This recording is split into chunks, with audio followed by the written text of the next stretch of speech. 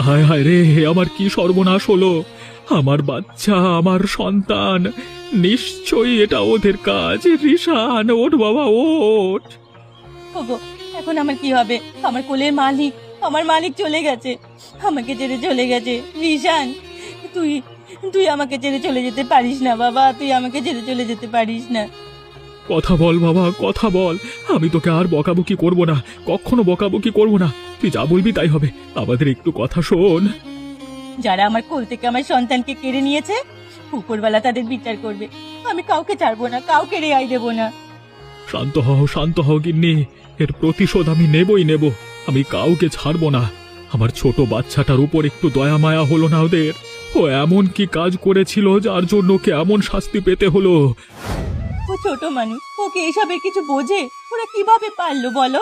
একটা ছোট বাচ্চাকে হত্যা করতে ওদের বুক একটু কাঁপলো না? ওরা কি মানুষ? আমি আমার এই ছেলের শরীর স্পর্শ করে বলছি, যারা ওরা এমন হাল করেছে তাদের আমি কোনোভাবেই ক্ষমা করব না। তাদের শাস্তি পেতেই হবে। ভাই ভাই এখন ওঠো ওঠো, সমস্ত কিছুর ব্যবস্থা করতে হবে। রিশানকে নিয়ে বাড়ির দিকে চলো। এ বুড়ি, এবার তুমি খুশি হয়েছো তো? তোমার মনের আশা আমি ধীরে ধীরে পূর্ণ করছি। তুমি আমার দিকটা একটু দেখো। আরে আপনি চিন্তা করবেন না, আপনার যত টাকা সব আমি দেব, কোনো সমস্যা